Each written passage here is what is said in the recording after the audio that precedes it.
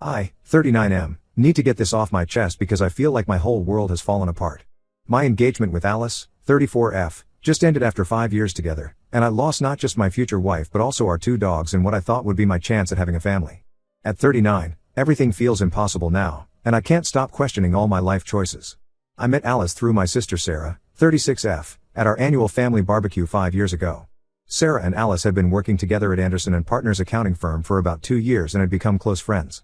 Sarah had mentioned Alice to me several times before, always saying how we would be perfect for each other, but I was hesitant about dating someone from her workplace. I had gone through a rough breakup the year before and wasn't really looking to date. But when I met Alice that day, everything just clicked. She was wearing this blue summer dress and had this infectious laugh that made everyone around her smile. We spent the entire barbecue talking about everything, our jobs, our dreams, our love for dogs. She told me about her golden retriever Max, who she had adopted 3 years prior, and showed me countless pictures on her phone. I remember thinking how her eyes lit up when she talked about him. We started dating soon after. Our first date was at a local dog park. She brought Max, and I brought my sister's dog since I didn't have one at the time. It was perfect because it felt so natural, just walking and talking while the dogs played. 3 months into dating, we started discussing moving in together. My friends thought it was too soon, but when you know, right? We found a perfect house to rent, a 3-bedroom with a big backyard for Max.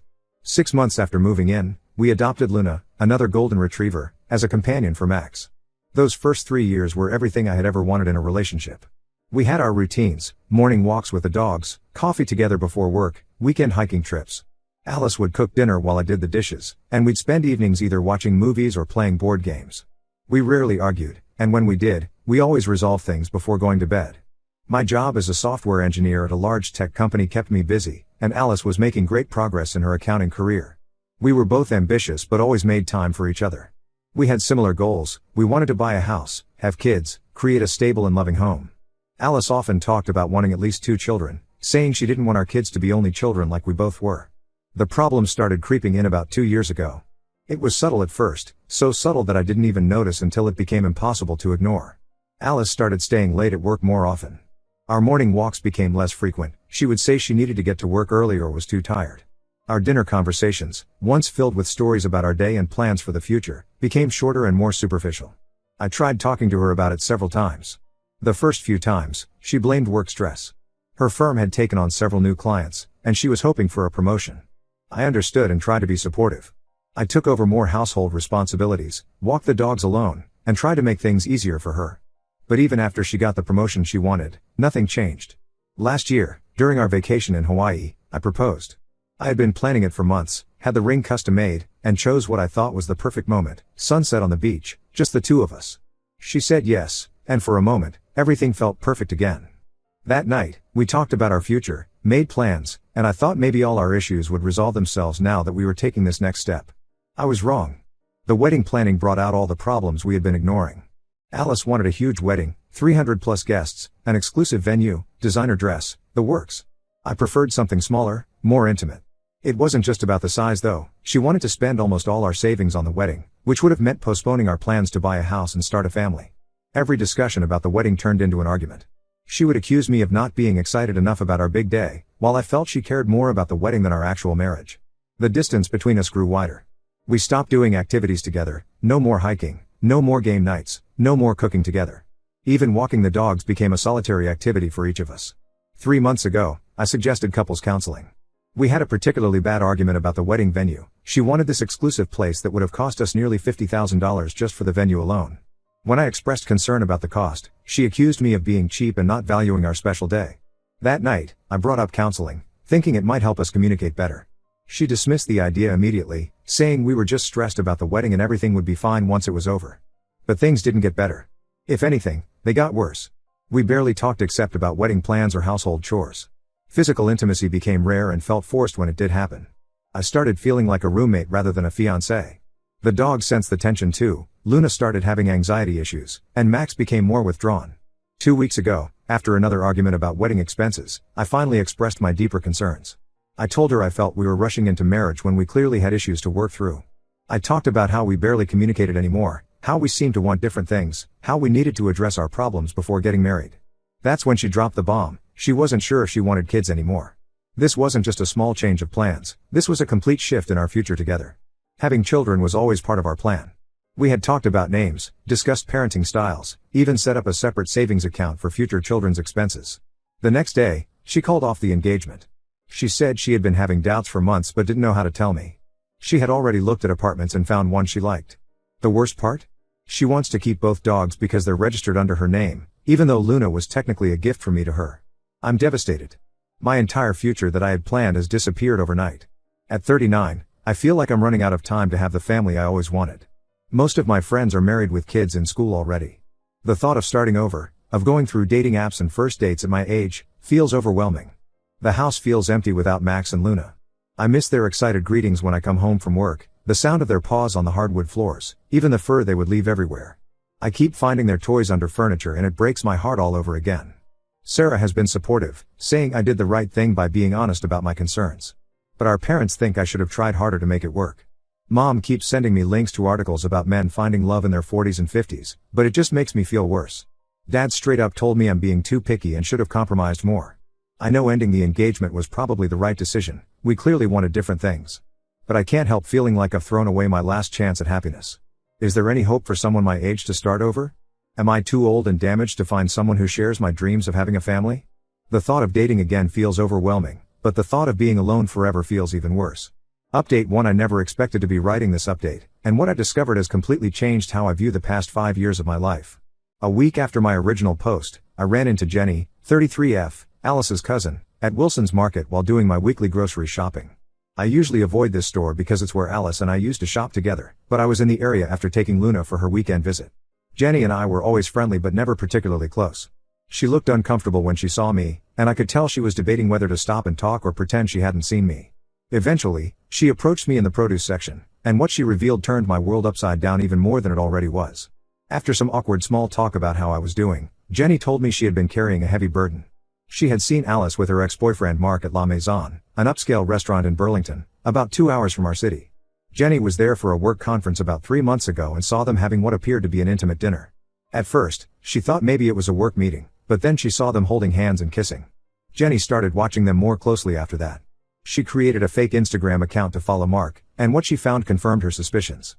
There were check-ins at various restaurants and hotels over the past 8 months, always in cities at least an hour away from where we live. She showed me the photos she had collected on her phone, Alice and Mark at different locations, dates matching perfectly with times Alice told me she was working late or away on business trips. Everything started making horrible sense. The late nights at work, the sudden business trips, the emotional distance, her resistance to couples counseling, and most devastatingly, her sudden change of heart about having kids. Jenny revealed that Mark had a vasectomy years ago after having 2 children in his previous marriage, something Alice knew but never mentioned to me. I felt physically sick looking at the photos.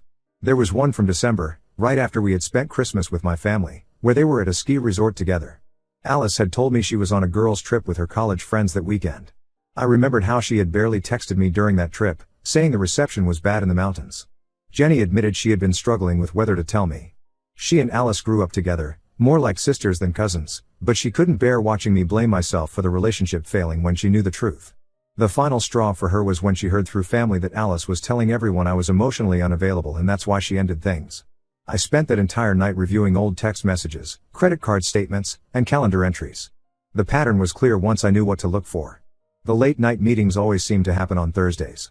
The business trips were always to cities where Mark frequently traveled for his job as a sales executive. The next day, I confronted Alice. I went to her new apartment, the one she had somehow found so quickly after ending our engagement. When she opened the door, I simply showed her the photos Jenny had given me. She tried denying it at first, claiming Jenny was making things up because she was jealous of her success. But when I mentioned specific dates and locations, she broke down. Through tears, Alice admitted everything. She had run into Mark at a conference in Chicago last year, though now I wonder if that meeting was really as coincidental as she claimed. They started talking, then texting, and eventually, it turned into something more. She claimed it was just emotional at first, she felt we were drifting apart, and Mark understood her in ways I supposedly didn't. But the worst revelation was about our dogs. The reason she insisted on keeping both Max and Luna wasn't just because they were registered in her name. She and Mark had already planned their future together. He owns a house in a nearby city with a large fenced yard, and they had discussed moving in together. She was going to take our dogs to live with them in their new life. I was devastated all over again. Luna was my gift to her for her 30th birthday. I had spent weeks coordinating with the rescue center, getting everything ready, making sure she would be a good match for Max. The thought that she was planning to take both dogs to live with the man she cheated with made me physically ill. Sarah exploded when I told her everything. She immediately cut all ties with Alice at work, which caused quite a stir since they had worked together for years. She also made sure everyone in their social circle knew exactly why our engagement ended. The office gossip spread quickly, and apparently, Alice has been having a difficult time at work since then. My parents, who had been giving me grief about not trying hard enough to save the relationship, completely changed their tune. Mom stopped sending me dating articles and started bringing me dinner instead. Dad, who rarely shows emotion, actually hugged me and apologized for doubting my judgment. The most practical mess to deal with has been our finances. We had a joint savings account where we'd been putting money away for the wedding and our future home.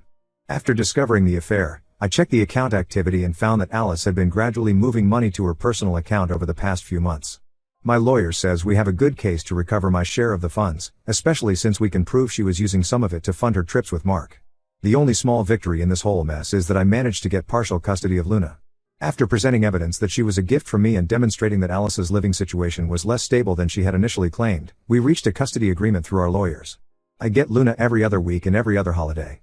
It's not perfect, but at least I didn't lose her completely. I'm still processing everything. The pain has shifted from sadness about losing our future to anger about being deceived for so long.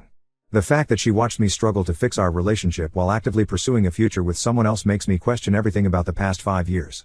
Even our happy memories feel tainted now. Update 2. Just when I thought this situation couldn't get any more complicated, something happened that changed everything again. Last week, I received a call from an unknown number. I almost didn't answer it because I've been getting a lot of calls from Alice's family members trying to convince me to work things out. But something made me pick up, and I'm still processing what I learned. The caller was Emily, 37F, Mark's wife. Yes, you read that right, Mark is married. Emily found my number through Jenny after discovering everything about Mark and Alice's affair. Her voice was steady, but I could hear the pain in it as she explained how she uncovered everything. Emily had been suspicious for a while, but things came to a head when she found hotel receipts in Mark's jacket pocket. She started digging and discovered a second phone hidden in his home office. The phone was full of messages, photos, and emails between Mark and Alice. Emily spent a whole weekend going through everything while Mark was on another business trip. We met at a quiet coffee shop outside of town to talk. Emily brought a folder full of evidence she had collected. It was surreal, sitting there with a stranger, piecing together how our lives had been torn apart by the same people. She showed me text messages where Mark was promising Alice they would build a life together, telling her he was unhappy in his marriage and planning to leave Emily.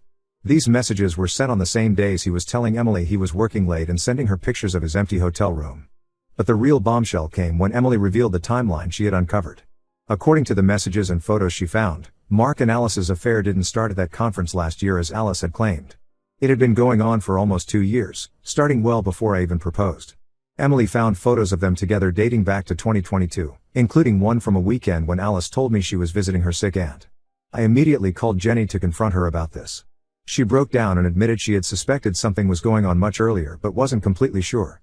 She had seen Alice and Mark together at a family wedding 2 years ago, but Alice explained it away as a coincidental meeting since Mark's company did business with her firm. Jenny said she didn't want to create problems without solid proof, but now she feels terrible about not saying something sooner. Emily and I decided to confront them together. We figured they couldn't lie their way out if we both presented our evidence at the same time. Emily confronted Mark first at their home, while I arranged to meet Alice at a local park where we used to walk our dogs. When I showed Alice the complete timeline Emily had discovered, including photos and messages from 2 years ago, she completely broke down. She admitted everything, how she and Mark had reconnected at her firm's holiday party in 2022, how they started meeting secretly, and how she had convinced herself that what we had wasn't real love because Mark made her feel alive.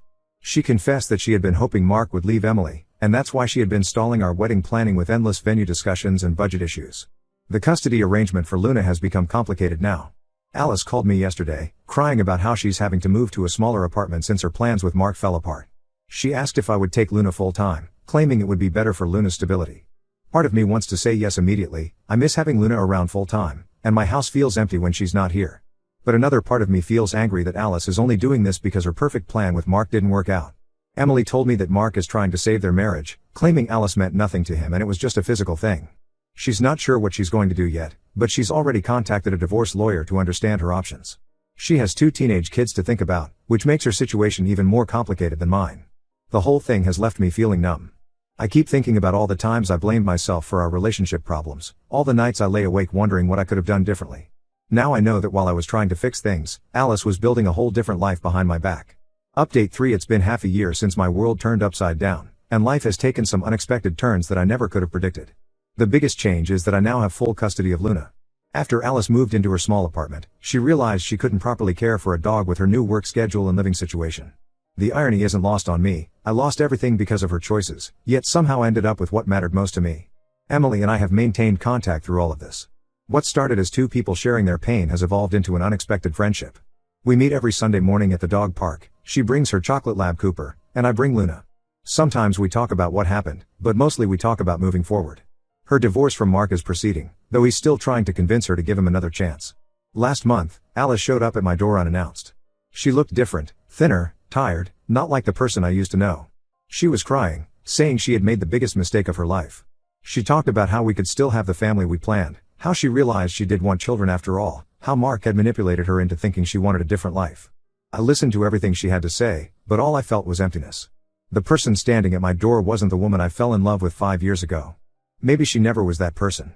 I told her I forgave her, not for her sake, but for my own peace of mind, but that there was no going back. She tried to reach for my hand, but Luna started growling, something she had never done before. Even my dog knew better than to trust her again. The dog shelter volunteering has become a huge part of my life. I go there every Saturday morning with Luna, who has become something of a therapy dog for the nervous rescues. The shelter manager even offered me a position on their board of directors, which I accepted. It gives me purpose, and seeing dogs find their forever homes helps heal something in me. Sarah set me up on a dating app before I was ready, saying I needed to get back out there. I deleted it after a week. The thought of trying to explain my story to someone new, of being vulnerable again, just feels overwhelming right now. Emily understands, she's in the same place. We joke about being each other's placeholder partners for family events, though neither of us is ready for anything more than friendship. I heard through mutual friends that Alice isn't doing well.